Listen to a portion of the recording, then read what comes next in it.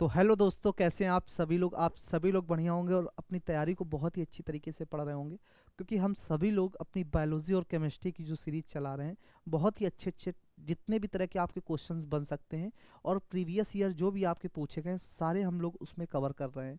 साथ ही साथ जो आगे बढ़ने की संभावना भी है, उनको भी हम लोग बहुत ही अच्छे तरीके से कवर कर रहे हैं। बस आपको कुछ नहीं करना है, ना ही कुछ एक्स्ट्रा साइंस में पढ़ने की ज़रूरत है, क्योंकि वो क्वेश्चंस कराए जा रहे हैं कि एनए में इससे ऊपर लेवल नहीं मिलेगा। और आप किसी भी प्लेटफॉर्म पे पढ़ के देखोगे तो जो क्वेश्चंस का लेवल अपना है, वो क्वेश्चंस का लेवल हम लोग बहुत ही अच्छा कर रहे हैं।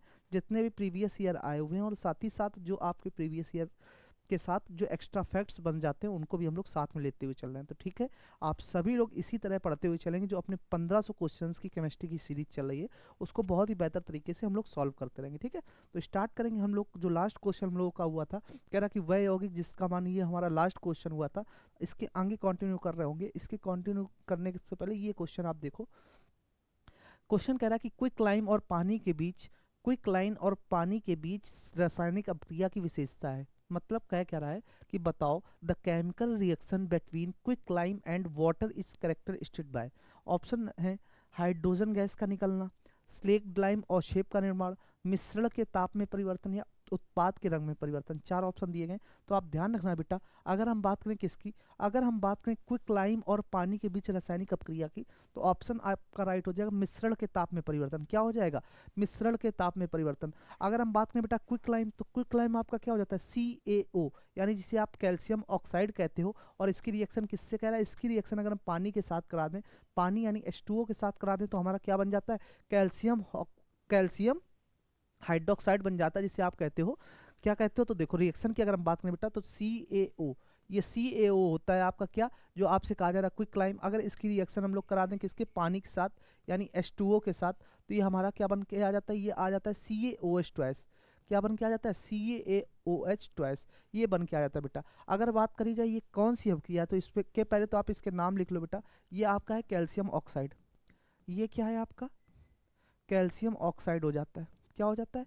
कैल्शियम ऑक्साइड, जिसे आप क्या कहते हो? क्विक लाइम भी कहते हो। जिसे आप क्विक लाइम भी कहते हो बेटा, जिसे आप क्विक लाइम भी कहते हो। क्लियर है ना? जिसे आप क्विक लाइम भी कहते हो। साथ ही साथ ये आपका क्या हो जाता है? ये वाटर हो जाता है। ये आपका बेटा क्या हो जाता है? वाटर, यानी ये आपका पानी हो जाता है। जब आप इसकी रिएक्शन करते हो तो ये क्या बन के आता है? स्लेक्ट लाइम, या इसी को कैल्शियम हाइड्रोक्साइड कहोगे। कैल्शियम हाइड्रोक्साइड भी इसी को कहोगे, कैल्शियम हाइड्रोक्साइड। ठीक है, या स्लेक्ड लाइम भी इसी को कह सकते हो आप, या स्लेक्ड लाइम भी इसी को बेटा आप कह सकते हो। क्लियर है ना? तो अगर पूछा जाए बताओ ये कौन सी अभिक्रिया है, ऊष्मा छेपी है या ऊष्मा शोषी, तो आप कहोगे सर ये हमारी कौन सी? ऊष्मा ऊष्मा छेपी रिएक्शन हो जाती है। कौन सी? ऊष्मा छेपी। ये आपकी ऊष्मा छेपी रिएक्शन हो जाती है। ऊष्मा छेपी अभिक्रिया हो जाती है। ठीक है, इसमें क्या हो जाता है? ताप बढ़ता है। ठीक है ना? ये ताप बढ़ता, तो आपसे कहा जाए कि जो हमारा क्विक लाइम है बेटा, इसकी अगर हम पानी के साथ रिएक्शन कराते हैं, तो हमारा क्या बन के आता है? कैल्शियम हाइड्रोक्साइड, जिसे आप कहते हो क्या? स्लेक्ट लाइम बन जाता है। अगर हम बात करें स्लेक्ट लाइम जो होता है, तो आप कहोगे सर ये जो स्लेक्ट लाइम है ये क्या है? तो कहोगे ये सर एक सफेद रंग का सस्पेंशन होता है। क्या? एक सफेद सस्पेंशन होता है, लेकिन मुख्य विशेषता इसकी क्या है? ऊष्मा है। ये क्या है? लिखना चाहो तो लिख लो, ये सफेद। ये क्या है बेटा? तो आपको ये सर एक लाइम, स्लेक्ट लाइम जो है, ये एक सफेद सस्पेंशन बनाता है। क्या? सफेद सस्पेंशन बनाता है। सस्पेंशन बनाता है। ठीक है, क्या करता है? सफेद सस्पेंशन बनाता है, लेकिन क्या करता है? मुख्य विशेषता इसकी क्या है? लेकिन लेकिन मुख्य विशेषता बेटा, लेकिन मुख्य विशेषता इसकी, मुख्य विशेषता क्या है? तो मुख्य विशेषता इसकी ताप है या ऊष्मा है बेटा? ताप है या ऊष्मा है। ठीक है, रंग में कोई परिवर्तन नहीं होता, दोनों ही रंग में कैसे होते हैं? सफेद होते हैं। रंग में कोई परिवर्तन नहीं होता, ये दोनों ही क्या होते हैं? सफेद होते हैं। ठीक है, यह एक ऐसा हाइड्रेशन अपक्रिया है। ये कैसी है? तो हाइड्रेशन अपक्रिया है। साथ ही साथ पूछा जाए तो कैसी है? तो ये आपकी, ये हाइड्रेशन अपक्रिया है। कैसी है? हाइड्रेशन अपक्रिया है।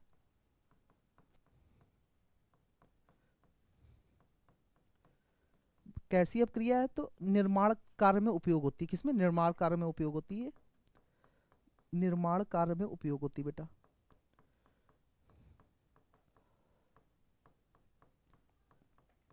तो ये बात आपको ध्यान रखना है बेटा, ये बात आपको ध्यान रखनी है। क्या ध्यान ये रखना है कि जब हम कैल्शियम ऑक्साइड की रिएक्शन जल के साथ कराएंगे तो बन के आएगा स्लेक लाइम। स्लेक लाइम जिसे आप कैल्शियम हाइड्रोक्साइड कहते हो, और दोनों ही आपके सफ़ेद रंग के होते हैं। कैसे?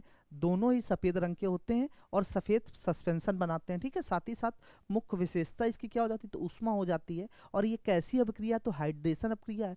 और पूछा जाए कैसी है, तो ये आपकी ऊष्मा छेपी अभिक्रिया है। ऊष्मा शोषी और ऊष्मा छेपी आपको बहुत ही अच्छे तरीके से बता रखा है।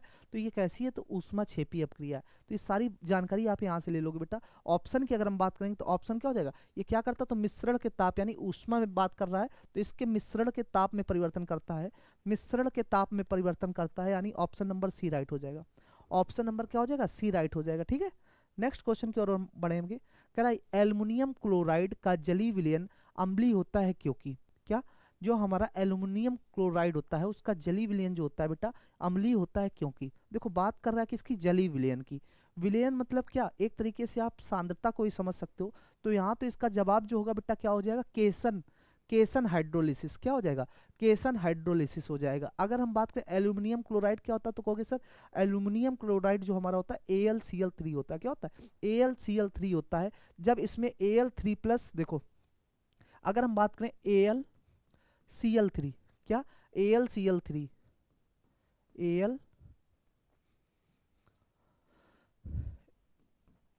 AlCl3 है जो इसमें आपका बेटा क्या है, तो इसमें आप ध्यान रखना Al3+, क्या Al3+, और जब इसको रिएक्ट कराओगे किसके साथ, वाटर के साथ। किसके साथ, वाटर के साथ तुम रिएक्ट कराओगे बेटा। वाटर के साथ रिएक्ट कराओगे तो जो रिएक्शन होगी, वो क्या होगी, तो ध्यान रखना, ये क्या बनाएगा आपका AlOH3 प्लस H+। ये क्या होता, तो इसी को आप कहते हो बेटा क्या, केसन हाइड्रोलिसिस। इसे क्या कहते हो, तो इसी को कहते हो केसन हाइड्रोलिसिस। ठीक है, से H+ बनता है, से क्या H+ बढ़ता है, और क्या हो जाता है बेटा, अम्लीय यानी एसिडिक। क्या हो जाता है, अम्लीय यानी, ध्यान रखना Cl- मजबूत एसिड, क्या मजबूत एसिड से। ठीक है, तो ये हो गया तुम्हारा एल्यूमिनियम क्लोराइड में Al3+ बेटा। जब इसको रिएक्ट कराओगे वाटर के साथ तो रिएक्ट के बाद AlOH3+, क्या AlOH3+ प्लस H+, यही केसन हाइड्रोलिसिस है। तो आपका ऑप्शन बेटा जो राइट हो जाएगा कौन सा हो जाएगा, बात कर लेना किसकी, हाइड्रोलिसिस की। अगर साथ ही साथ तुमसे पूछ लिया जाए पीएच वैल्यू, क्योंकि आपको लिटमस की बात करेगा, लिटमस पेपर की बात करेगा, यानी अम्लीय और क्षारीय, तो ध्यान रखना बेटा अगर हम बात करें एक पीएच स्केल की भी बात कर ली जाए साथ ही साथ, तो पीएच स्केल ध्यान रखना, पीएच स्केल जो हमारा था, पीएच स्केल का फुल फॉर्म क्या हो जाता है, power of hydrogen. Power of hydrogen, क्या पावर ऑफ हाइड्रोजन कहो, या पावर ऑफ हाइड्रोजन को हाइड्रोजन की सांद्रता भी कहोगे। क्या कहोगे, हाइड्रोजन की सांद्रता। अगर तुमसे पूछा जाए कि बताओ पीएच जो हमारा होता है, इसको जर्मन भाषा में पी का फुल फॉर्म क्या होता है, मतलब वैसे तो पावर ऑफ हाइड्रोजन होता है, लेकिन जर्मन भाषा में अगर हम बात करें तो पी का अर्थ क्या होता है, तो तुम कहोगे बेटा पोटेंज। क्या पोटेंज, जर्मन भाषा में क्या हो जाता है, तो पोटेंज हो जाता है पी का फुल फॉर्म।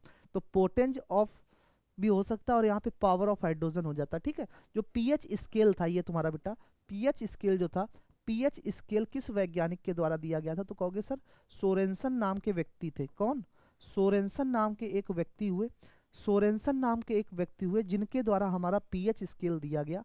और ये पीएच स्केल 0 से लेकर कहाँ तक था, 14, और बीच में बेटा यहाँ पे 7 था तुम्हारा। ठीक है, पूछा जाएगा बताओ कि अम्लीय यानी अम्ल जो होता है, प्रकृति की बात की जाए तो अगर किसी भी पीएच वैल्यू जो होगी 0 से ज़्यादा होगी और 7 से कम होगी, क्या 0 से ज़्यादा होगी और 7 से कम होगी, तो उसका जो नेचर होगा वो कैसा होगा, अम्लीय होगा, यानी आप कह सकते हो एसिडिक होगा। ठीक है ना, और 7 से ज़्यादा होगा और 14 से कम होगा तो उसकी प्रकृति कैसी होगी, उसकी प्रकृति क्षारीय होगी। उसकी प्रकृति कैसी होगी, क्षारीय होगी।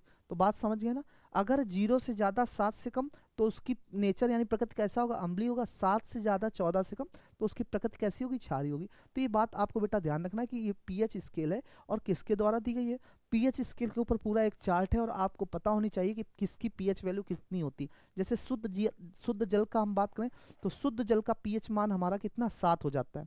शुद्ध जल का पीएच मान हमारा 7 हो जाता है, और अगर हम बात करें शुद्ध रक्त या रक्त की तो 7.4 हो जाती है, ठीक है। तो इस तरह से आपको सभी लोगों को पीएच वैल्यू याद होनी चाहिए।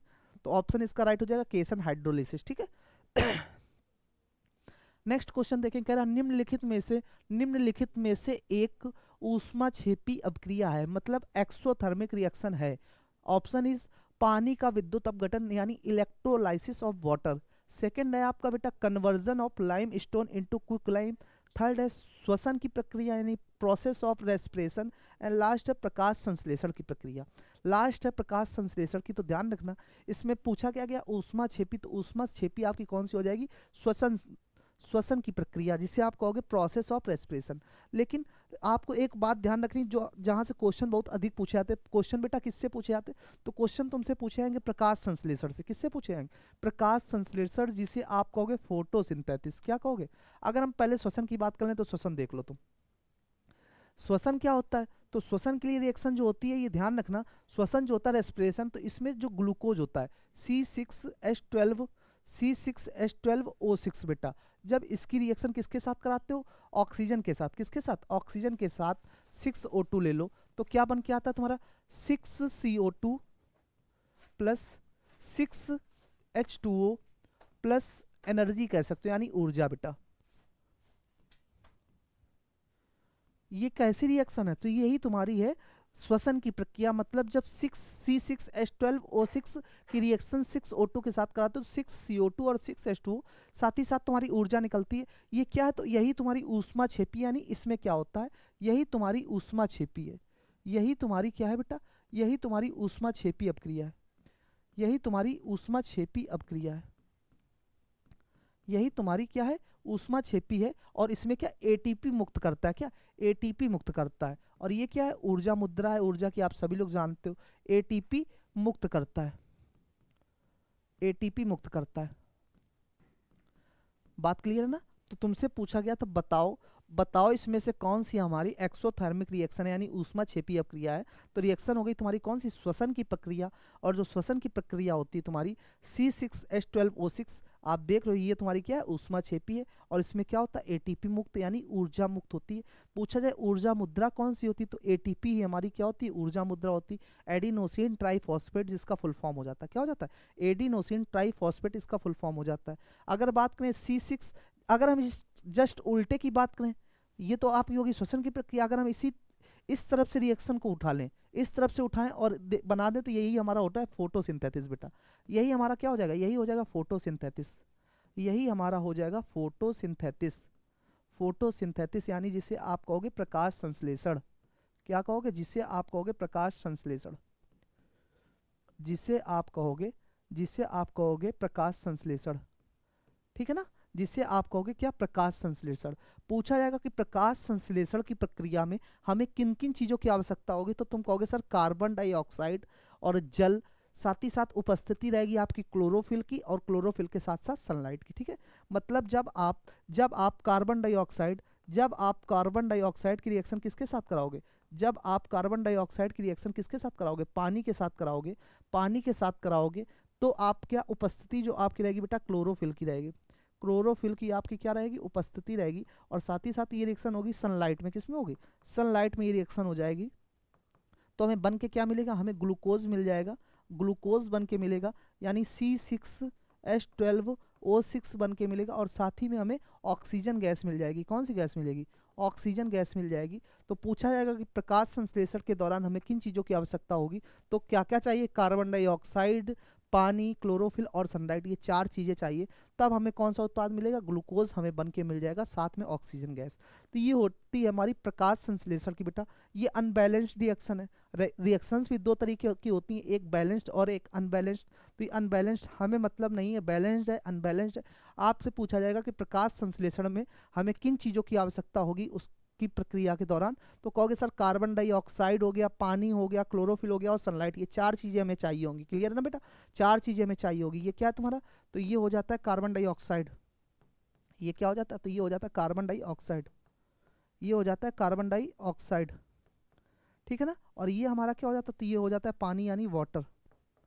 ठीक है, और ये क्या हो जाता है आपका ग्लूकोज हो जाता है। तो इस तरीके से इस क्वेश्चंस को हम लोग बहुत ही अच्छे तरीके से देख रहे होंगे, मतलब बहुत ही अच्छे तरीके से देख रहे होंगे। अगर बैलेंस रिएक्शन करना चाहोगे इधर से उठाओ, बैलेंस्ड हो जाएगी, ठीक है। लेकिन यहाँ पे हमें बैलेंस का कोई मतलब नहीं है, तो ऑप्शन आपका राइट हो जाएगा बेटा कौन सा, श्वसन की प्रक्रिया। कौन सा हो जाएगा, श्वसन की प्रक्रिया हो जाएगा, ठीक है। नेक्स्ट क्वेश्चन की हम बात करें, कह रहा पदार्थ से ऑक्सीजन की निकासी को क्या कहा जाता है। जो पदार्थ होता है उससे अगर हम ऑक्सीजन की निकासी को देखें तो क्या कहा जाता है। तो आप कहोगे सर अगर पदार्थ से ऑक्सीजन को निकाल दिया जाए तो उसे हम कहते हैं रिडक्शन। क्या कहते हैं, उसे कहते हैं रिडक्शन, उसे कहते हैं रिडक्शन। यानी रिडक्शन में क्या होता है, ऑक्सीजन निकासी हाइड्रोजन जोड़ा या इलेक्ट्रॉन ग्रहण करता है। लिख लो, जो हमारा बेटा क्या होता है, जो हमारा रिडक्शन होता है, जो हमारा रिडक्शन होता है इसमें क्या होता है, ऑक्सीजन की निकासी होती है। ऑक्सीजन ऑक्सीजन की क्या होती है, ऑक्सीजन की निकासी होती है, यानी निकाला जाता है, ठीक है। या हाइड्रोजन जोड़ा या इलेक्ट्रॉन ग्रहण किया जाता है। हाइड्रोजन हाइड्रोजन हाइड्रोजन जोड़ा या इलेक्ट्रॉन ग्रहण किया जाता है, जोड़ या इलेक्ट्रॉन ग्रहण किया जाता है, या इलेक्ट्रॉन ग्रहण होता है, इलेक्ट्रॉन ग्रहण होता है, ठीक है ना। तो बात समझ जाना, अगर बात की जाए रिडक्शन की तो इसमें ऑक्सीजन की निकासी होती है, हाइड्रोजन जोड़ या इलेक्ट्रॉन ग्रहण होता है। लेकिन ऑक्सीडेशन की अगर बात करें, अगर हम यहीं पे ऑक्सीडेशन की बात कर लें तो ऑक्सीडेशन में जस्ट इसका उल्टा होता है। इसमें ऑक्सीजन जोड़ा जाता है और हाइड्रोजन क्या होता है, निकासी की जाता है। लिख लो, अगर हम ऑक्सीडेशन की बात करें, अगर हम ऑक्सीडेशन की बात करें, ऑक्सीडेशन ऑक्सीडेशन की बात करें तो बेटा ये ध्यान रखना, रिडक्शन अपचयन होता है, ऑक्सीडेशन ऑक्सीकरण होता है। क्या होता है, ऑक्सीकरण होता है और ये हमारा अपचयन होता है। तो इसमें जस्ट इसका अपोजिट होगा। यहाँ ऑक्सीजन की निकासी हो रही थी तो यहाँ पे ऑक्सीजन क्या किया जाएगा, ऑक्सीजन इसमें जोड़ा जाएगा और हाइड्रोजन की क्या की जाएगी, निकासी की जाएगी। तो लिख लो इसमें ऑक्सीजन क्या होगा, ऑक्सीजन जोड़ा जाएगा, ऑक्सीजन ऑक्सीजन जोड़ना और हाइड्रोजन निकासी, और हाइड्रोजन हाइड्रोजन क्या हो जाएगा बेटा, निकासी। हाइड्रोजन तुम्हारा क्या हो जाएगा, तो हाइड्रोजन तुम्हारा निकासी हो जाएगा। क्लियर है ना। तो ध्यान रखना, रिडक्शन अपचयन और ऑक्सीडेशन आपका ऑक्सीकरण। तो रिडक्शन में ऑक्सीजन की निकासी होती है, हाइड्रोजन जोड़ा जाता है, और ऑक्सीडेशन जो होता है इसमें ऑक्सीजन जोड़ा जाता है और क्या होता है, हाइड्रोजन की निकासी की जाती है, ठीक है ना। क्लियर, ये बात आपको ध्यान रखनी है, ठीक है ना। ऑप्शन आपका कौन सा हो जाएगा, रिडक्शन आपका ऑप्शन हो जाएगा, रिडक्शन यानी अपचयन, ठीक है। नेक्स्ट क्वेश्चन की बात करेंगे, कह रहा कि बताओ रेडॉक्स अपक्रियाओं के संदर्भ में, रेडॉक्स अपक्रियाओं के संदर्भ में पदार्थ से हाइड्रोजन की निकासी को क्या कहा जाता है। जो हमारी रेडॉक्स रिएक्शंस होती हैं उनके बारे में अगर हम बात करें तो पदार्थ से हाइड्रोजन की निकासी को क्या कहा जाता है। तो अभी तो बताया कि ऑक्सीडेशन जो होता है इसमें क्या होता है, ऑक्सीडेशन में बेटा क्या होता है, इसमें हाइड्रोजन की निकासी होती है। क्या होता है, ऑक्सीडेशन में हाइड्रोजन की निकासी होती है। क्या होता है, ऑक्सीडेशन में हाइड्रोजन की निकासी होती है और इसमें क्या होता है, ऑक्सीजन हाइड्रोजन की निकासी होती है, ऑक्सीजन इसमें क्या किया जाता है, इसमें ऑक्सीजन को जोड़ा जाता है, ठीक है ना। ऑक्सीजन को जोड़ा जाता है और जो रिडक्शन होता है विपरीत होता है, इसका क्या विपरीत होता है, ठीक है। तो ध्यान रखना, ऑक्सीडेशन जो होता है आपका, जो आपका बेटा ऑक्सीडेशन होता है, ऑक्सीडेशन होता है इसमें क्या होता है, हाइड्रोजन को निकाल देते हो ना, हाइड्रोजन और ऑक्सीजन, हाइड्रोजन और ऑक्सीजन, ठीक है। इसको क्या करते हो, इसको निकासी करते हो, मतलब ये नहीं रहेगा तो इसमें लिख सकते हो एन, निकासी। और इसको क्या करते हो, इसको जोड़ते हो तो लिख दो ऐड, ठीक है ना। लेकिन अगर यहीं रिडक्शन की बात की थी, यहीं रिडक्शन की बात की थी, अगर यहीं रिडक्शन की बात की थी तो यहाँ पे क्या हो जाएगा, हाइड्रोजन हाइड्रोजन ऐड करोगे आप और ऑक्सीजन बेटा क्या करोगे, ऑक्सीजन को निकाल दोगे, एन निकाल दोगे, ठीक है ना। तो ये आपका ऑक्सीडेशन है और ये आपका रिडक्शन है। तो दोनों बातें आपको ध्यान रखनी है, किसके लिए, ऑक्सीडेशन और रिडक्शन के लिए। ये बहुत ही अच्छा टॉपिक है, बहुत ही अच्छे से पढ़ना, रिडक्शन और ऑक्सीडेशन। यहाँ से आपको क्वेश्चन जरूर देखने को मिलेगा कि क्या होता है ऑक्सीकरण। तो ऑक्सीकरण आप कहोगे सर इसमें हाइड्रोजन को निकाल दिया जाता है और ऑक्सीजन को जोड़ा जाता है, और जो रिडक्शन यानी अपचयन होता है इसमें क्या होता है, हाइड्रोजन को ऐड कर दिया जाता है और आपका ऑक्सीजन को निकाल दिया जाता है, ठीक है। तो ऑप्शन आपका राइट हो जाएगा ऑक्सीडेशन, यानी ऑप्शन नंबर ए। नेक्स्ट कह रहा वसा और तेल युक्त खाद्यों में हवाई ऑक्सीकरण के कारण, किसके कारण, हवाई ऑक्सीकरण के कारण अप्रिय गंध और स्वाद के विकास को क्या कहा जाता है? तो बेटा इसको कहते हैं रेंसिडिटी। क्या कहते हैं? ऑप्शन दिया गया अम्लता, रेडियो एक्टिविटी, रेबिडिटी और रेंसिडिटी। ठीक है ना, तो आप ध्यान रखना ऑप्शन दिया गया है रेंसिडिटी, तो ये हो जाता है आपका रेंसिडिटी। ठीक है, अगर हम बात करें रेंसिडिटी क्या है तो लिखना रेंसिडिटी जो होता है वसा और तेलों में ऑक्सीकरण से होती है। ठीक है, क्या आप ध्यान रखना जो बेटा हमारी क्या है रेंसिडिटी, रेंसिडिटी जो है ये क्या होता है तो कहोगे वसा और तेलों,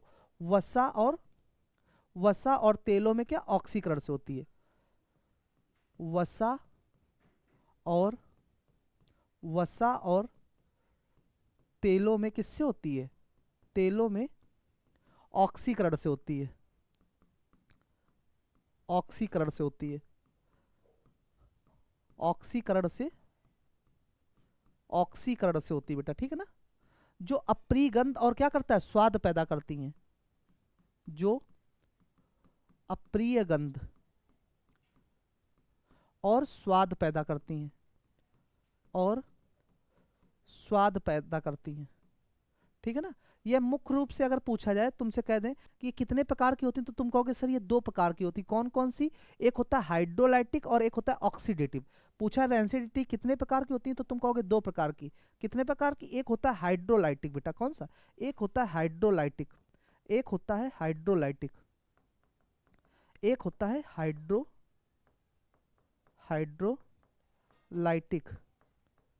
एक होता है हाइड्रोलाइटिक और एक तुम्हारा होता है ऑक्सीडेटिव, एक होता है तुम्हारा ऑक्सीडेटिव, एक होता है तुम्हारा ऑक्सीडेटिव, एक होता है ऑक्सीडेटिव, एक होता है तुम्हारा ऑक्सीडेटिव। ठीक है ना, तो एक होता है तुम्हारा क्या बेटा? एक होता है हाइड्रोलाइटिक और एक होता है तुम्हारा ऑक्सीडेटिव। तो रेंसिडिटी क्लियर रखना आप बेटा, जो हमारी रेंसिडिटी होती है वसा और तेलों में ऑक्सीकरण से होती है, जो काम क्या करता है तो अप्रिय गंध, मतलब अप्रिय गंध और साथ ही साथ स्वाद पैदा करती। क्या करती? स्वाद पैदा करती है। ठीक है, अगर पूछ लिया जो पैकेजिंग होती है, पैकिंग में कौन सी गैस उपयोग की जाती है तो आप कहोगे सर पैकेजिंग में नाइट्रोजन गैस का उपयोग किया जाता है। जो चिप्स वगैरह होते हैं उसमें कौन सी गैस उपयोग की जाती है तो उसमें कहोगे नाइट्रोजन गैस होती है। सर कौन सी? नाइट्रोजन गैस होती है ना। नेक्स्ट क्वेश्चन की ओर बढ़ेंगे। नेक्स्ट क्वेश्चन कह रहा है आलू चिप्स की खराबी को रोकने के लिए उन्हें प्लास्टिक बैग में किस वातावरण में पैक किया था? तो देखो वही क्वेश्चन आ गया, कह रहा कि जो आलू चिप्स है, आलू चिप्स की खराबी को रोकने के लिए उन्हें प्लास्टिक बैग में किस वातावरण में पैक किया था। मतलब जो आलू चिप्स का पैकेट आता है उसमें बहुत सारी गैस भरी होती है, तो गैस कौन सी होती है जिसके कारण वो खराब ना हो पाए? तो ऑप्शन दिए हैं Cl2 chlorine, H2 hydrogen, N2 nitrogen और O2 ऑक्सीजन। तो ध्यान रखना बेटा, ध्यान रखना वो कौन सा होता है तो नाइट्रोजन गैस भरी जाती है। कौन सी गैस भरी जाती है? नाइट्रोजन। अगर हम बात करें नाइट्रोजन की, अगर हम बात करें किसकी? नाइट्रोजन की। अगर हम बात करें नाइट्रोजन की तो नाइट्रोजन जिसका परमाणु क्रमांक बेटा क्या होता है? परमाणु क्रमांक हो जाता है 7। ठीक है, और अगर नाइट्रोजन की खोज की बात करें तो नाइट्रोजन की खोज करने वाले हो जाते हैं रदरफोर्ड। नाइट्रोजन की खोज करने वाले हमारे हो जाते हैं रदरफोर्ड। ठीक है, अगर बात हम करें ऑक्सीजन, अगर बात हम करें ऑक्सीजन, अगर बात हम करें बेटा ऑक्सीजन तो इसका क्या हो जाता है? 8 हो जाता है, और इसकी खोज करने वाले हमारे कौन थे? जी प्रिस्टले। कौन थे? इसके हो जाते हैं जी प्रिस्टले, जी प्रिस्टले हो जाते हैं। ठीक है, और अगर बात करें क्लोरीन की तो क्लोरीन की खोज की थी सीले ने, और हाइड्रोजन की खोज करने वाले हमारे हो जाते हैं हाइड्रोजन, हाइड्रोजन बेटा। ठीक है, तो हाइड्रोजन जिसका परमाणु क्रमांक 1 होता है, इसकी खोज करने वाले हो जाते हैं, इसकी खोज करने वाले हो जाते हैं हेनरी कैवेंडिश। हमारे कौन हो जाते हैं? हेनरी कैवेंडिश हो जाते हैं बेटा। ठीक है, हेनरी कैवेंडिश हो जाते हैं। ठीक है, हेनरी कैवेंडिश, हेनरी कैवेंडिश हो जाते हैं, और क्लोरीन की सीले के द्वारा की गई थी। ठीक है, तो ध्यान रखना क्लोरीन आपकी सीले, हाइड्रोजन, और तो ये फैक्ट आपको ध्यान रखने हैं इनके बारे में, ये फैक्ट आपको ध्यान रखने हैं। और नाइट्रोजन, नाइट्रोजन जैसे आपसे पूछा जाएगा कि बताओ बताओ आपसे अक्रिय गैसें कौन सी, चलो अभी आगे देख लेंगे। इतने फैक्ट्स आपको यहाँ से ध्यान रखने हैं। ठीक है, कह रहा कि श्वसन की प्रक्रिया है जो हमारी एक प्रोसेस कौन है? रेस्पिरेशन है। कौन कौन से हैं? ऑप्शन दिया गया, एक ऑक्सीडेशन अपक्रिया जो एंडोथर्मिक है, एक रिडक्शन अपक्रिया जो एक्सोथर्मिक है, एक संयोजन अपक्रिया जो क्या है? एंडोथर्मिक है, एक ऑक्सीडेशन अपक्रिया जो एक्सोथर्मिक है। तो अभी तो बताई थी, अभी तो बताई थी किसके बारे में, एक श्वसन प्रक्रिया के बारे में। तो क्या है ये, एक ऑक्सीडेशन है बेटा, क्या है, एक ऑक्सीडेशन प्रक्रिया है जो कैसी है हमारी, ये एक एक्सोथर्मिक है, जो हमारी एक्सोथर्मिक है। तो ये पीछे वाले क्वेश्चन में भी सारी बातें बताई हैं इसके बारे में, सारी बातें बताई हैं आपको इसके बारे में। श्वसन क्या है कि ग्लूकोज में ऑक्सीडेशन होता है, पूरी रिएक्शंस बताई थी, वहां से आप जाकर देख सकते हो कि जो श्वसन है हमारी कौन सी है, ठीक है। तो ऑप्शन नंबर डी राइट हो जाएगा। नेक्स्ट क्वेश्चन क्या कह रहा है कि निम्नलिखित में से कौन सा प्रकाश की क्रिया से विकसित हो सकता है, निम्नलिखित में से कौन सा प्रकाश की क्रिया से विकसित हो सकता है। Option, which of the following can be decomposed by the action of light. Option is NaCl, KCl, AgCl और CuCl। तो ध्यान रखना, कह रहा कि कौन सा प्रकाश की क्रिया से विकसित हो सकता है, तो Ag सिल्वर क्लोराइड, AgCl हो सकता है, क्या हो सकता है, AgCl। AgCl जिसे आप कहते हो क्या, सिल्वर क्लोराइड। तो यहाँ पे लिख लेना बेटा, अगर हम बात करें क्या AgCl की बात करें, तो AgCl जो तुम्हारा है, AgCl जो है तुम्हारा, ये कैसा है, प्रकाश संवेदी है। ये तुम्हारा क्या होता है, तो आप कहोगे सर ये हमारा प्रकाश संवेदी है, ये हमारा क्या है, तो ये हमारा प्रकाश संवेदी है, ठीक है। अब प्रकाश से क्या Ag और Cl2 में विकसित होता है, प्रकाश से किससे, Ag और Cl2, Ag और Cl2 में विकसित होता है, विघटित होता है।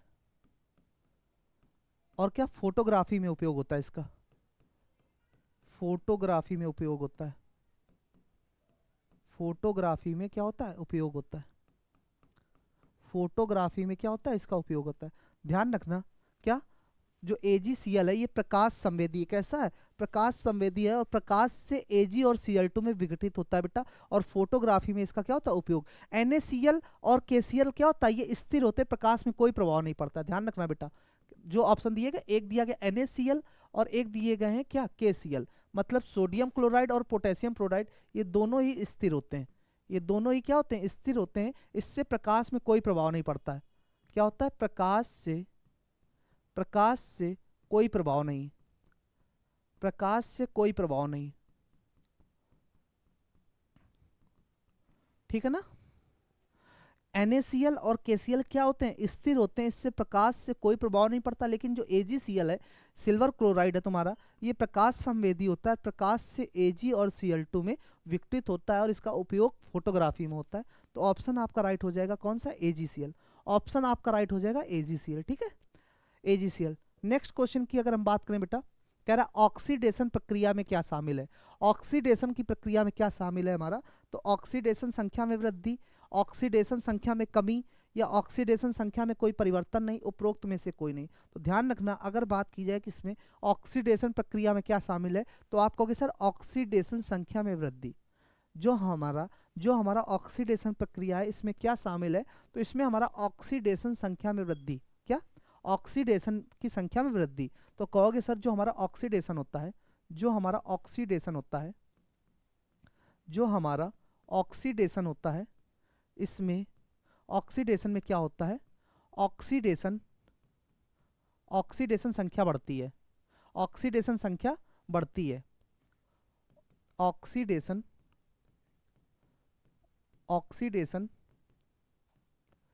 संख्या क्या होती है, बढ़ जाती है बेटा, बढ़ती है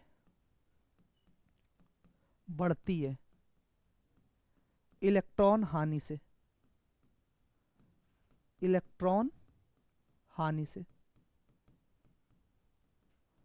ठीक है। और अगर हम बात करें रिडक्शन में, यानी अपचयन में, तो कहोगे क्या सर, रिडक्शन में जो हमारी ऑक्सीडेशन होती है, ऑक्सीडेशन संख्या घटती है, ऑक्सीडेशन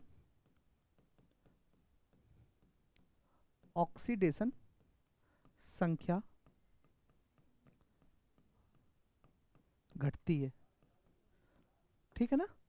तो ऑक्सीडेशन में ऑक्सीडेशन संख्या बढ़ती है इलेक्ट्रॉन हानि से, लेकिन रिडक्शन में अगर हम बात करें तो ऑक्सीडेशन संख्या इसमें क्या होती है, इसमें ऑक्सीडेशन संख्या घटती है, ठीक है। तो ऑप्शन इसका कौन सा राइट हो जाएगा बेटा, ऑक्सीडेशन संख्या वृद्धि होती है, यानी ऑप्शन नंबर ए राइट हो जाएगा, ऑक्सीडेशन संख्या बढ़ती है, ऑप्शन नंबर ए राइट हो जाएगा, ठीक है। कह रहा ऑक्सीडेशन संख्या में वृद्धि होने वाली प्रक्रिया को क्या कहा जाता है? तो अभी तो बताया कि ऑक्सीडेशन संख्या में ऑक्सीडेशन की वृद्धि होती है और रिडक्शन में ऑक्सीडेशन की कमी होती है। तो यहाँ क्या कहलाएगा? ये कहलाएगा आपका ऑक्सीडेशन कहलाएगा बेटा, ये आपका कहलाएगा ऑक्सीडेशन कहलाएगा, ये आपका ऑक्सीडेशन कहलाएगा। यानी 72 का क्या हो जाएगा? 72 का ए हो जाएगा ऑक्सीडेशन। क्या हो जाएगा? ऑक्सीडेशन। ठीक है। कह रहा अभिक्रिया H2O2 Na2CO3 को जब रिएक्ट करते Na2O2 प्लस CO2 और H2O में, ठीक है। तो ये रिएक्शन बेटा दी गई है H2O2। तो ध्यान रखना, ध्यान क्या रखना है तुम्हें, जो हमारी ये रिएक्शन है, जो हमारी रिएक्शन है, कह रहा कि बताओ, बताओ क्या पूछा है इसमें, इन द रिएक्शन, ये अभिक्रिया कौन सी है? तो H2O2 Na2CO3 Na2, तो इसमें से कोई अभिक्रिया नहीं है। इसका जवाब क्या हो जाएगा? इसका जवाब हो जाएगा इनमें से कोई नहीं। क्या हो जाएगा? इनमें से कोई नहीं अभिक्रिया हो जाएगा। अगर हम बात करें कुछ करना भी चाहें तो कुछ खास नहीं है, लिखना चाहो तो लिख सकते हो। अगर तुमसे पूछ लिया जाए कि बताओ, बताओ ये यूज हुआ है जैसे फॉर्मूले, तो तुमसे पूछा जाएगा कि केमिकल फॉर्मूले, तो लिख लेना सोडियम कार्बोनेट क्या होता है बेटा? क्या? Sodium, sodium carbonate, sodium carbonate तो क्या होता? तो Na2CO3, Na2CO3, ठीक है ना। अगर हम पूछ लें इसी जगह सोडियम कार्बोनेट के साथ धावन सोडा क्या होता है? धावन सोडा, धावन सोडा क्या होता है? धावन सोडा, ध्यान रखना इसी धावन सोडा को धोने वाला सोडा या वॉशिंग सोडा कहा जाता है। तो इसका फॉर्मूला बेटा हो जाता है Na2CO3 dot 10H2O, dot 10H2O। यानी डॉट 10H2O का मतलब क्या है? इसका नाम पूछ लिया तो नाम होता है sodium, sodium carbonate, carbonate decahydrate, decahydrate, क्योंकि जल के कितने अणु हैं बेटा? 10। तो इसलिए सोडियम कार्बोनेट डेकाहाइड्रेट इसका नाम हो जाता है। ठीक है। अगर साथ ही साथ तुमसे कह दे कि बताओ, साथ ही साथ तुमसे कह दे कि बताओ सोडियम बाइकार्बोनेट क्या होता है?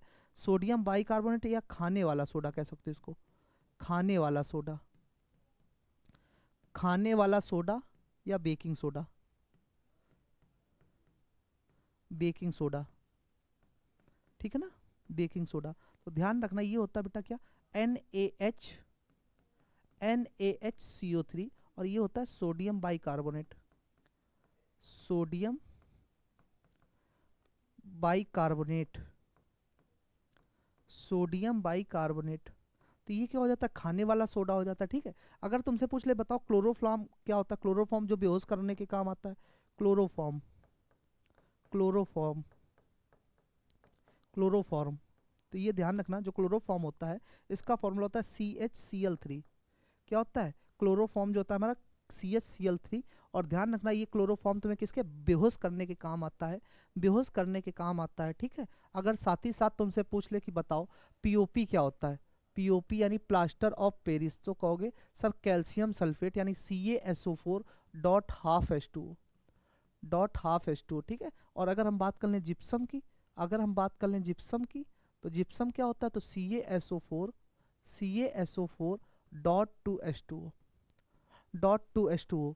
तो ये बातें आपको बेटा सभी ध्यान रखनी, इंपॉर्टेंट फॉर्मूले हो जाते हैं जो एग्जाम में कई बार पूछे गए हैं, जो एग्जाम में कई बार पूछे गए और आपसे पूछे जाने की संभावना भी। ठीक है।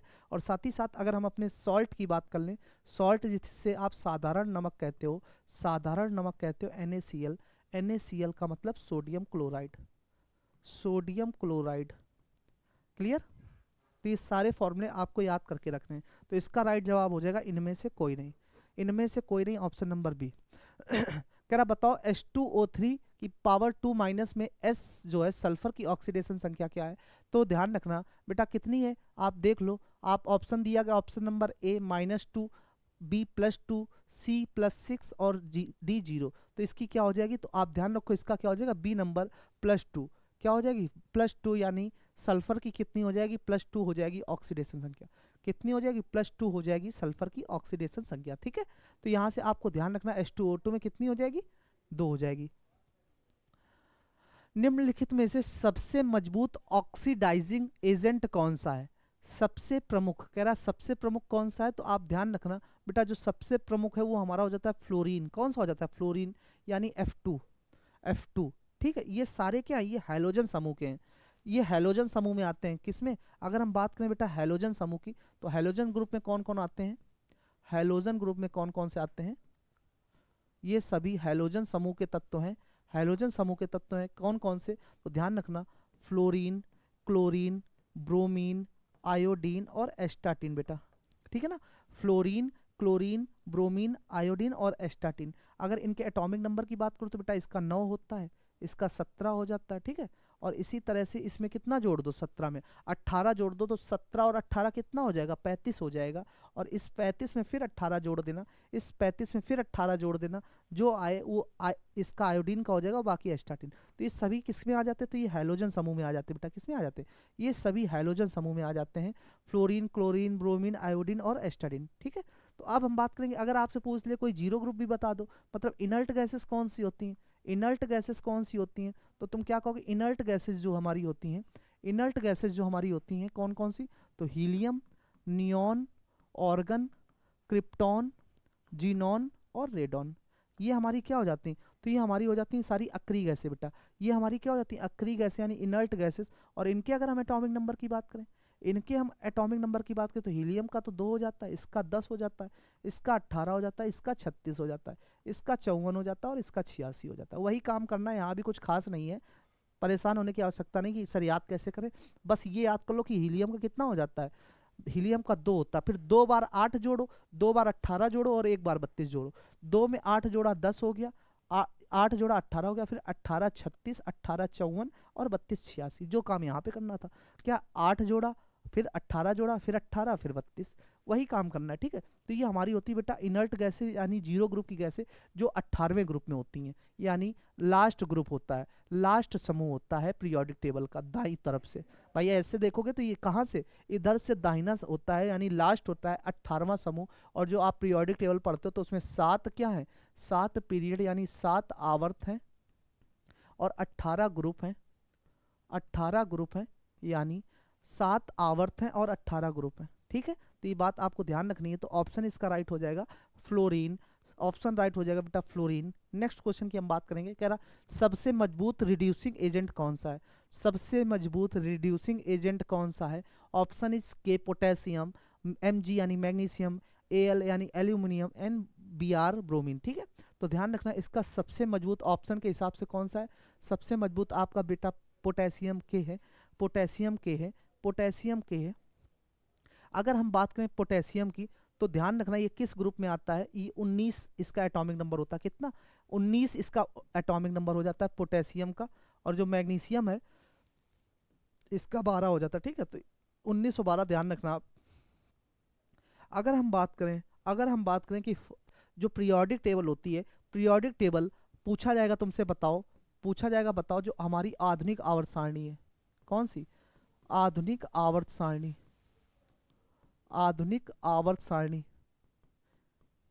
किस वैज्ञानिक के द्वारा दी गई, तो तुम कहोगे सर हेनरी मोजले के द्वारा, किसके द्वारा, हेनरी मोजले के द्वारा दी गई, हेनरी मोजले के द्वारा दी गई, ठीक है। जो आज हम लोग पीरियोडिक टेबल पढ़ रहे हो किस वैज्ञानिक के द्वारा दी गई, तो हेनरी मोजले के द्वारा दी गई है। और इसमें बेटा जो आज दी गई है इसमें कुल तत्व कितने हो चुके हैं जिनको हम लोग पढ़ रहे हैं, तो कुल तत्व ध्यान रखना 118 ज्ञात हैं, कितने ज्ञात हैं, 118 ज्ञात हैं। जिसमें से अगर हम कहें, अगर हम कहें आवर्त की संख्या कितनी हो गई है, तो आवर्त की संख्या ध्यान रखना इसमें कुल आवर्त हमारे 7 हैं। और कुल वर्गों की संख्या कितनी है बेटा, ग्रुप वर्ग या समूह कहोगे सर 18 हो जाते हैं, क्या हो जाते हैं 18 हो जाते हैं। और ध्यान क्या रखोगे साथ ही साथ, और ध्यान रखना साथ ही साथ आपको बेटा क्या, आधुनिक आवर्त सारणी होगी हेनरी मोजले, कुल तत्व कितने हो गए 118, आवर्त कितने हो गए 7 हो गए और समूह कितने हो गए, हाँ इसमें पूछा है कितने ब्लॉक हैं, तो ब्लॉक की संख्या कितनी हो जाती है बेटा 4 ब्लॉक हो जाते हैं।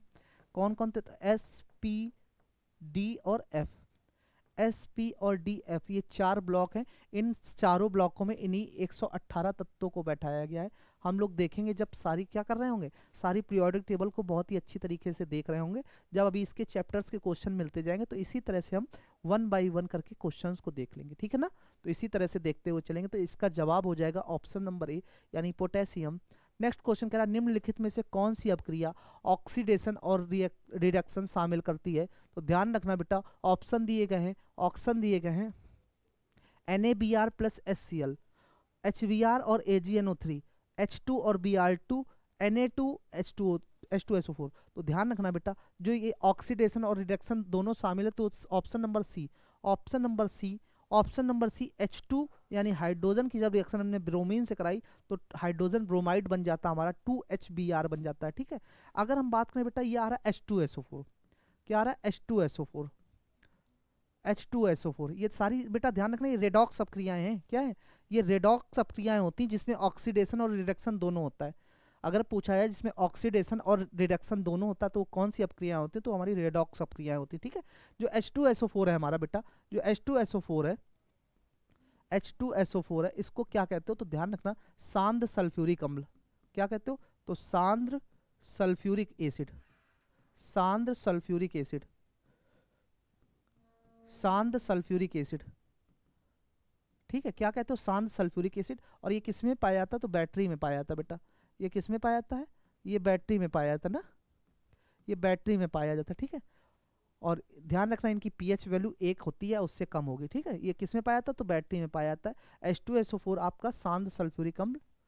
ठीक है, साथ ही साथ और क्या दिया गया? जैसे दिया गया HCl बेटा, HCl दिया गया, तो ये HCl क्या होता है? तो हाइड्रोक्लोरिक एसिड होता है। क्या होता है? हाइड्रोक्लोरिक एसिड, हाइड्रोक्लोरिक एसिड बेटा। ये क्या करता है? तो ये तुम्हारे जो पेट में भोजन का पाचन होता है, पूछा जाएगा कि बताओ हमारे पेट में भोजन का पाचन कौन करता है, तो हमारे पेट में भोजन का जो पाचन है वो कौन करता है? यही HCl करता है। पेट में भोजन का पाचन करता है, भोजन का पाचन करता है, भोजन का पाचन करता है, खाने का पाचन करता है। लेकिन अगर पूछ दिया पेट में दुग्ध का पाचन कौन करता है, साथ ही साथ पेट में दुग्ध का पाचन कौन करता है? पेट में दुग्ध का पाचन कौन करता है? पेट में दुग्ध का पाचन कौन करता है? तो पेट में हमारे दुग्ध का पाचन करता है बेटा रेनिन एंजाइम। कौन करता है? Renin enzyme. कौन करता है? तो रेनिन एंजाइम हमारा दुग्ध का पाचन करता है। क्लियर है ना? पेट में दुग्ध का पाचन रेनिन एंजाइम करता है, और HCl हमारा क्या होता है? हाइड्रोक्लोरिक एसिड होता है, जो पेट में भोजन का पाचन करता है। और इसी को हम लोग दूसरा नाम जानते हैं म्यूरिएटिक अम्ल बेटा, म्यूरिएटिक अम्ल। क्या? म्यूरिएटिक अम्ल या म्यूरिएटिक एसिड। क्या? म्यूरिएटिक अम्ल या म्यूरिएटिक एसिड के नाम से भी इसी को जानते हैं। तो ऑप्शन हो जाएगा option number C, option number C. तो ध्यान रखना, जिसमें ऑक्सीडेशन और रिडक्शन दोनों रिएक्शन शामिल होती, उनको हम लोग रेडॉक्स रिएक्शन कहते हैं। क्या कहते हैं? रेडॉक्स रिएक्शन कहते हैं। कह रहा कि जब आयरन को CuSO4 जिसे कॉपर सल्फेट बोलते हो, विलयन में डाला जाता है तो कॉपर अवक्षेपित होता है। यह किस कारण से होता है? तो ध्यान रखो, कॉपर किस कारण से होता है? तो ये होता है Cu2+ का रिडक्शन हो जाता है। क्या हो जाता है? Cu यानी जो कॉपर है इसका क्या हो जाता है बेटा? इसका रिडक्शन हो जाता है। मतलब ऑप्शन नंबर हमारा क्या राइट हो जाएगा? ऑप्शन नंबर हमारा राइट हो जाएगा बी। ऑप्शन नंबर क्या हो जाएगा? री। देखो रिएक्शंस की अगर हम बात करें, रिएक्शन क्या होगी इसकी, रिएक्शन भी अगर देखना चाहो तो देखो कैसे होगा। जब हम आयरन के साथ CuSO4 यानी कॉपर सल्फेट को रिएक्ट करा देते हैं तो क्या बन जाता है? फेरस सल्फेट, और साथ ही साथ क्या? कॉपर। इसी में क्या हुआ है? Copper Cu2+। ठीक है, क्या हो गया है? तो जब हमने Fe से CuSO4 की रिएक्शन कराई तो FeSO4 प्लस क्या? कॉपर, और कॉपर के ऊपर C2+, क्योंकि ये क्या? नीला रिड्यूस होकर Cu कॉपर लाल अवक्षेप बना दे रहा है। क्या कर रहा है?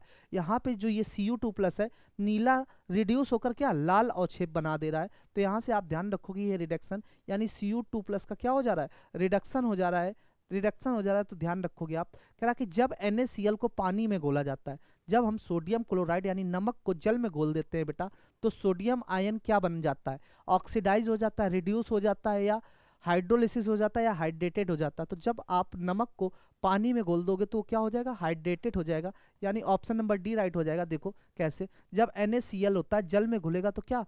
NaCl को जब आप जल में घोलोगे तो ये क्या बनाता है? तो ये बनाएगा Na+ और क्या? Na+ और Cl- बनाता है, जो हाइड्रेशन से घिरे होते हैं। किससे? जो आपके हाइड्रेशन से घिरे होते हैं, ध्यान रखना। क्या हाइड्रेशन से घिरे होते हैं। तो ऑप्शन आपका राइट हो जाएगा बेटा, ऑप्शन आपका राइट हो जाएगा, option number D. Option number D right हो जाएगा। कह रहा है एक रिड्यूसिंग एजेंट, एक रिड्यूसिंग एजेंट वह पदार्थ है जो कर सकता है क्या। तो हमेशा ध्यान रखो जो रिड्यूसिंग एजेंट होता है ये क्या करता है, तो इलेक्ट्रॉन दान करता है। ये क्या करता है, इलेक्ट्रॉन दान करता है बेटा, इलेक्ट्रॉन दान करता है, ठीक है ना। इलेक्ट्रॉन, प्रोटॉन और न्यूट्रॉन के बारे में कुछ हम लोग पढ़ेंगे। अगर बात की जाए इलेक्ट्रॉन की खोज, इलेक्ट्रॉन की खोज किसने की थी, इलेक्ट्रॉन की खोज किसने की थी बेटा, इलेक्ट्रॉन की खोज, डिस्कवरी ऑफ इलेक्ट्रॉन, इलेक्ट्रॉन की खोज किसके द्वारा की गई थी, तो कहोगे सर जे जे थॉमसन। कौन थे, जे जे थॉमसन के द्वारा।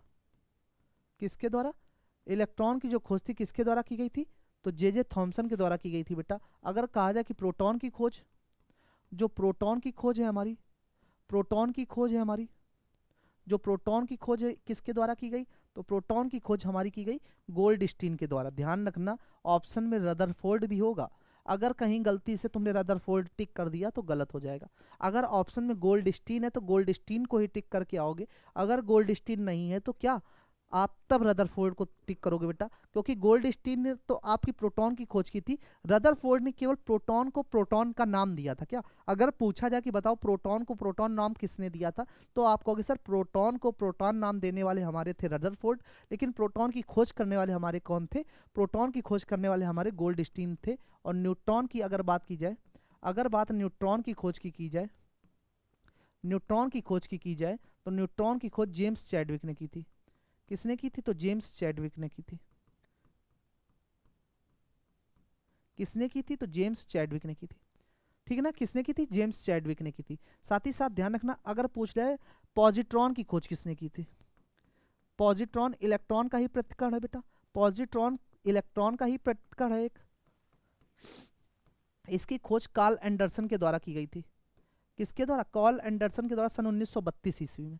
पूछा जाएगा कि बताओ पॉजिट्रॉन की खोज किस वैज्ञानिक के द्वारा की गई थी, तो इसकी खोज कार्ल एंडरसन के द्वारा सन 1932 ईस्वी में की गई थी। तो ये सारे फैक्ट्स बेटा आपको ध्यान रखने हैं, किसके बारे में, आपको ये आपके रिलेटेड हो जाते हैं परमाणु वाले चैप्टर से, यानी एटम्स के चैप्टर से, ठीक है। तो इलेक्ट्रॉन की खोज किसने की, इलेक्ट्रॉन की खोज हमने देखा जे जे थॉमसन ने की। प्रोटॉन की खोज किसने की, गोल्डस्टीन ने की। न्यूट्रॉन की खोज किसने की, जेम्स चैडविक ने की। और आपकी पॉजिट्रॉन की खोज किसने की, पॉजिट्रॉन की खोज आपकी करने वाले हो गए एंडरसन, ठीक है ना। इलेक्ट्रॉन जो आप सभी लोग जानते हो, पूछा जाएगा कि बताओ इलेक्ट्रॉन पर कैसा चार्ज होता है, तो इलेक्ट्रॉन पर नेगेटिव चार्ज होता है। क्या, इलेक्ट्रॉन जो होता है उस पर कैसा चार्ज होता है, तो इस पर निगेटिव चार्ज होता है। जो हमारा जो हमारा इलेक्ट्रॉन होता है, पूछा जाएगा बताओ इलेक्ट्रॉन पर कैसा चार्ज होता है, तो आप कहोगे सर इलेक्ट्रॉन पे हमारा ऋणावेशित चार्ज होता है। कैसा होता है, इलेक्ट्रॉन पर ऋणावेशित चार्ज होता है, ऋणावेशित चार्ज होता है। और जो प्रोटॉन होता है, प्रोटॉन पर कैसा होता है, तो इस पर धनावेशित होता है, इस पर धनावेशित आवेश होता है, इस पर धनावेशित यानी पॉजिटिव चार्ज होता है। कैसा होता है, धनावेशित आवेश होता है, धनावेशित आवेश होता है, या आप कह सकते हो पॉजिटिव चार्ज। इसको भी लिख लो, ऋणावेशित बोलते हैं बेटा, क्या, ऋणावेशित, ऋणावेशित आवेश, या हो गया इसी में आवेश हटाओ, मतलब ये धन आवेश होता है और इस पर ऋण आवेश होता है, ठीक है ना। इसको धन आवेशित बोलेंगे, इसको ऋण आवेशित बोल देंगे। और न्यूट्रॉन की बात करें तो ये क्या होता है, ये आवेश रहित होता है, मतलब इस पर न्यूट्रल चार्ज होता है, इस पर न्यूट्रल चार्ज होता है। पूछा जाए न्यूट्रॉन पर कैसा चार्ज होता है या न्यूट्रॉन पर कैसा आवेश होता है, तो इस पर कोई भी चार्ज नहीं होता है, ये आपका आवेश रहित होता है। क्या, आवेश रहित होता है, ठीक है ना। पॉजिट्रॉन की खोज आपकी एंडरसन के द्वारा की गई। तो ये सारे फैक्ट्स आपको बेटा ध्यान रखने हैं, ये सारे फैक्ट्स आपको ध्यान रखने हैं, ठीक है। कह रहा बताओ, बताओ एक ऑक्सीडाइजिंग एजेंट जो होता है वह पदार्थ है जो क्या करता है, इलेक्ट्रॉन ग्रहण करता है, इलेक्ट्रॉन दान करता है, प्रोटॉन ग्रहण करता है या प्रोटॉन दान करता है। तो ये क्या कर देगा, ये ग्रहण करेगा बेटा, ये क्या करेगा, ये ग्रहण करेगा, ठीक है ना, ये ग्रहण करेगा। तो ऑप्शन क्या हो जाएगा आपका, ऑप्शन नंबर ए राइट हो जाएगा, ऑप्शन नंबर ए राइट हो जाएगा आपका, इसका ऑप्शन नंबर ए राइट हो जाएगा, ठीक है। ध्यान रखना जिसमें ऑक्सीडेशन और रिडक्शन दोनों होते हैं वो आपकी क्या होती है, वो रिडॉक्स अपक्रियाएं होती हैं, वो आपकी रिडॉक्स अपक्रियाएं होती हैं। आइसोटॉप की विशेषता क्या होती है, आइसोटॉप जो होते हैं उनकी विशेषता क्या होती है, तो ध्यान रखना दो शब्द मिलेंगे तुम्हें, एक होता है बेटा समस्थानिक, एक होता है तुम्हारा समस्थानिक, आइसोटॉप्स बोलते हैं इसको, ठीक है ना। एक होता है समभारिक, एक होता है समभारिक, एक होता है समभारिक, जिन्हें आइसोबार्स बोलते हैं, जिन्हें आइसोबार्स बोलते हैं, ठीक है ना। तो जो समस्थानिक होते हैं बेटा, समस्थानिक मतलब समान परमाणु संख्या, मतलब इसमें क्या, इसमें परमाणु क्रमांक समान होगा, परमाणु संख्या समान होगी, ठीक है। और इसमें क्या होगा, इसमें द्रव्यमान संख्या समान होगी, द्रव्यमान संख्या समान होगी। अगर बात की जाए परिभाषा की तो ध्यान रखना, ध्यान रखना क्या कि जो समस्थानिक होते हैं, तो समस्थानिक क्या होते हैं, वे तत्व जिनकी परमाणु संख्याएं या परमाणु क्रमांक समान होते हैं और परमाणु भार भिन्न भिन्न होते हैं, उन्हें हम क्या कहते हैं, उन्हें समस्थानिक यानी आइसोटॉप्स कहते हैं। और संभारिक क्या होते हैं, वे तत्व जिनकी परमाणु द्रव्यमान या द्रव्यमान संख्या बराबर यानी समान होती है और परमाणु क्रमांक क्या होता है, भिन्न भिन्न होता है, वो हमारे क्या होते हैं, वो हमारे आइसोबार्स यानी संभारिक होते हैं, ठीक है ना। तो बात समझ गए होगे कि समस्थानिक में क्या होगा, समान परमाणु क्रमांक, और संभारिक में समान द्रव्यमान संख्या। तो ऑप्शन आप देख सकते हो, कह रहा कि इलेक्ट्रॉन की समान संख्या लेकिन प्रोटॉन की अलग संख्या। सी दिया गया है न्यूट्रॉन की समान संख्या लेकिन इलेक्ट्रॉन की अलग, इनमें से कोई नहीं। तो ध्यान रखना बेटा, क्या ध्यान रखना, इलेक्ट्रॉन और प्रोटॉन की समान संख्या लेकिन न्यूट्रॉन की अलग अलग संख्या। मतलब एक बात और समझ लो, एक बात और समझ लो, ये पढ़े थे ना आप, Z बराबर P बराबर E, ये क्या था, Z बराबर P बराबर E, जहां पर Z आपका क्या था, Z आपका परमाणु क्रमांक ही तो था, Z आपका क्या था, Z आपका परमाणु क्रमांक ही तो था। मतलब किसी भी नंबर का जितना परमाणु क्रमांक होगा उसमें उतने ही हमारे नंबर ऑफ प्रोटॉन होंगे और उतने ही हमारे नंबर ऑफ इलेक्ट्रॉन होंगे। तो मतलब जितना परमाणु क्रमांक उतने प्रोटॉन और इलेक्ट्रॉन, परमाणु क्रमांक बराबर प्रोटॉनों की संख्या बराबर इलेक्ट्रॉनों की संख्या। तो वही तो कह रहा है कि इलेक्ट्रॉन और प्रोटॉन की समान संख्या लेकिन न्यूट्रॉन की संख्या अलग होती है। मतलब प्रोटॉन और इलेक्ट्रॉन बराबर होंगे लेकिन न्यूट्रॉन बराबर नहीं होंगे। तो यही आपका हो जाएगा कि प्रोटॉन इलेक्ट्रॉन किसके बराबर, परमाणु क्रमांक के बराबर होगा, परमाणु क्रमांक के बराबर होगा, यानी ऑप्शन नंबर ए के बराबर होगा, यानी ऑप्शन नंबर ए के बराबर होगा, ठीक है ना। नेक्स्ट गैस है, कह रहा कि बताओ नोबल गैसें स्थिर होती हैं क्योंकि उनकी वैलेंस सेल में होता है।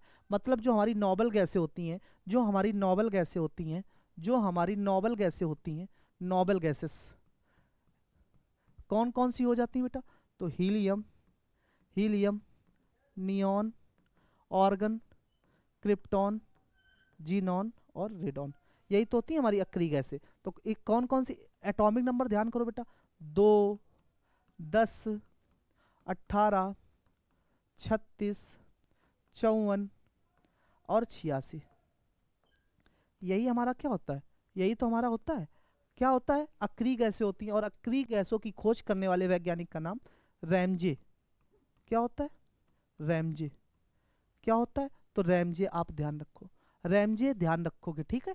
तो यही तो होती है। तो इनमें क्या होता है, बाहरी कक्षा में इलेक्ट्रॉन पूर्ण होते हैं, जैसे हमने कहा हीलियम, नियॉन देखो 2, 8 में टूटता है, तो बाहरी कक्षा में कितने इलेक्ट्रॉन, ठीक है। उसके बाद आर्गन 2, 8, 8, मतलब बाहरी कक्षा में कितने इलेक्ट्रॉन होते हैं, 8 इलेक्ट्रॉन। तो बस यही कहना चाह रहा है, यही कहना चाह रहा है कि बताओ नोबल गैसें स्थिर होती हैं क्योंकि उनकी बैलेंस सेल में होते हैं कितने, उनकी बैलेंस सेल में होते हैं बेटा 8 इलेक्ट्रॉन, कितने होते हैं, 8 इलेक्ट्रॉन हो जाते हैं, कितने हो जाते हैं, 8 इलेक्ट्रॉन। ये आपका ध्यान रखना, इसका नाम बेटा क्रिप्टॉन, क्रिप्टॉन बहुत पूछा जाता है, क्रिप्टॉन सिंबल Kr होता है, एटॉमिक नंबर, जीनॉन क्या हो जाता है, तो जीनॉन, सिंबल रेडॉन, Rn, ठीक है ना। और ऑर्गन क्या, ऑर्गन Ar सिंबल, और नियॉन, ठीक है ना। तो ये सारी बातें आपको ध्यान रखनी है किसके बारे में, ये जो आपकी हो जाती हैं गैसेस कौन कौन सी, helium, neon, argon, krypton, xenon, radon, helium, neon, argon, krypton, xenon और रेडॉन, ठीक है ना। तो ये सारे क्वेश्चंस को हम लोग बहुत ही बेहतर तरीके से देख रहे होंगे, सारे क्वेश्चंस को हम लोग बहुत ही बेहतर तरीके से देख रहे हैं बेटा, 1 बाय 1 करके क्वेश्चंस को सॉल्व करते हुए चल रहे हैं।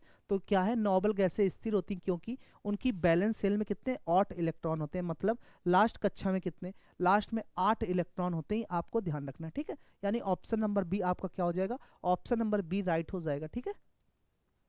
कह रहा कि दो नाइट्रोजन परमाणु अणु बनाने के लिए कितने इलेक्ट्रॉन जोड़ियां चाहिए? 2 इलेक्ट्रॉन, 3 इलेक्ट्रॉन, 4 इलेक्ट्रॉन या 1 इलेक्ट्रॉन जोड़ी? क्या कह रहा है? 2 नाइट्रोजन परमाणु बनाने के लिए कितने चाहिए? 2 नाइट्रोजन परमाणु बनाने के लिए तो कितने सहसंयोजक बंध चाहिए? आप सभी लोग जानते हो, हमें कितनी चाहिए? 3 जोड़ी चाहिए बेटा। कितनी चाहिए? 3 जोड़ी चाहिए। जो हमारा नाइट्रोजन होता है, नाइट्रोजन में लास्ट सेल में कितने इलेक्ट्रॉन होते हैं? 5। और ये कैसे जुड़े होते हैं? तो आपने देखा होगा इनके बीच में कितना, तो कितना 3 इलेक्ट्रॉन जोड़ियां चाहिए। कितनी? 3 इलेक्ट्रॉन जोड़ियां हमें चाहिए बेटा। 3 इलेक्ट्रॉन जोड़ियां चाहिए, यानी ऑप्शन नंबर बी। और नाइट्रोजन जो है आपका बेटा, जो आपका नाइट्रोजन है, इसकी खोज करने वाले कौन थे? इसकी खोज करने वाले आपके रदरफोर्ड हो जाते हैं। ठीक है ना, इसकी खोज करने वाले आपके रदरफोर्ड हो जाते हैं। ठीक है। नेक्स्ट क्वेश्चन कह रहा कि दो पदार्थों के बीच रासायनिक अपक्रिया की विशेषता नारंगी से हरे रंग में परिवर्तन होता है। ये दो पदार्थ सबसे अधिक संभावना से हैं। किससे? सबसे अधिक संभावना से हैं। ऑप्शन इज पोटेशियम डाइक्रोमेट विलयन और sulphur dioxide. Option B is potassium permanganate विलयन और सल्फर डाइऑक्साइड। पोटेशियम परमैंगनेट और नींबू का रस।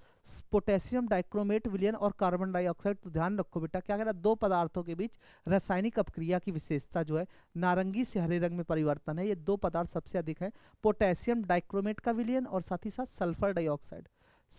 सल्फर डाइऑक्साइड, यानी ऑप्शन नंबर ए। अब ध्यान रखना, पोटेशियम डाइक्रोमेट क्या होता है? अगर इसका फॉर्मूला पूछा जाए कि सर पोटेशियम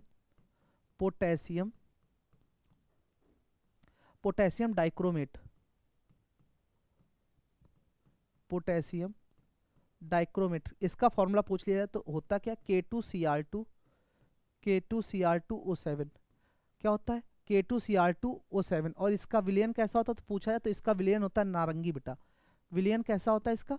विलयन पूछ लिया जाए तो कहोगे सर इसका विलयन तो नारंगी होता है। इसका विलयन बेटा कैसा होता है? तो इसका विलयन नारंगी होता है। ठीक है ना। जो SO2 से प्रतिक्रिया करता है, किससे प्रतिक्रिया करता है? SO2 से प्रतिक्रिया कर Cr3+ बनाता है।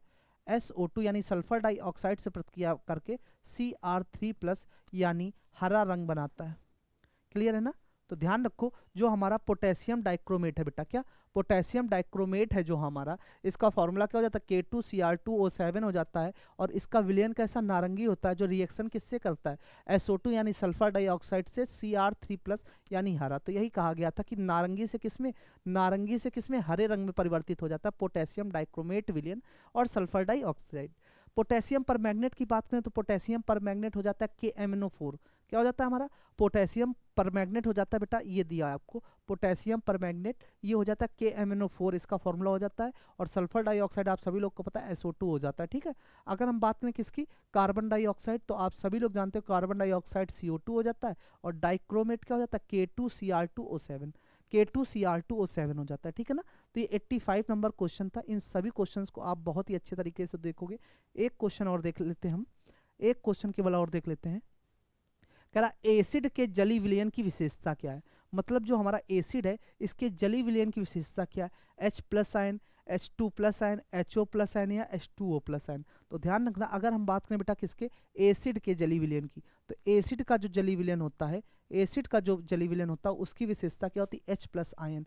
अगर हम बात करें अम्ल और क्षार, ये बेटा क्या है? आपसे पूछा ही तो जाता कि बताओ किसका अम्ल है और क्या क्षार है, मतलब इसकी जो नेचर यानी प्रकृति है वो अम्लीय है या क्षारीय है। तो आप ध्यान रखना जो पीएच स्केल था किसके द्वारा दिया गया था? पीएच स्केल जो था आपका सोरेनसन नाम के व्यक्ति के द्वारा दिया गया था। मतलब ये सोरेनसन वैज्ञानिक हुए जिन्होंने आपका क्या दिया था? पीएच स्केल दिया था।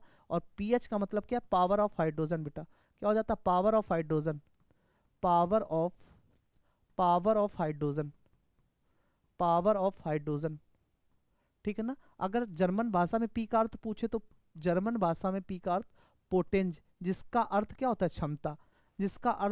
क्षमता। पावर का भी अर्थ क्षमता ही होता है, पोटेंज का भी अर्थ, बस पोटेंज किसमें? तो जर्मन भाषा में शब्द है। ध्यान रखना, पीएच स्केल आप सभी लोग, पीएच स्केल 0 से कहाँ तक होता है? 14 तक होता है। और बीच में क्या रहता है? 17। ये क्या 7 से कम और 0 से अधिक क्या होता है? तो ये होता है एसिडिक। एसिडिक, 7 से ज़्यादा और इससे कम, ये क्या होता है बेसिक।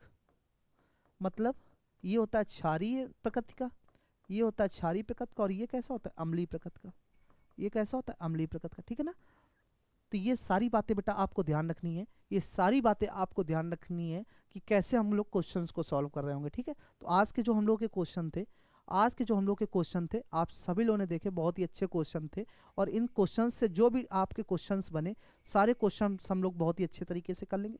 और साथ ही साथ जो एक्स्ट्रा फैक्ट्स हैं हमारे, जो एक्स्ट्रा फैक्ट हैं वो हम लोग बहुत ही अच्छे तरीके से भी कर लेंगे, ठीक है ना। तो आज के लिए हम लोग इतना ही रखते हैं। बस आपका एक काम है कि क्लास को ज़्यादा से ज़्यादा आप सभी लोग शेयर करें भैया, ज़्यादा से ज़्यादा आप सभी तक क्लास को पहुँचाएं, मतलब ज़्यादा से ज़्यादा लोग इसमें जुड़ सकें, ठीक है। तो आज के लिए हम लोग इतना ही रखते हैं, कल मिलेंगे इसी क्लास के साथ। Thank you.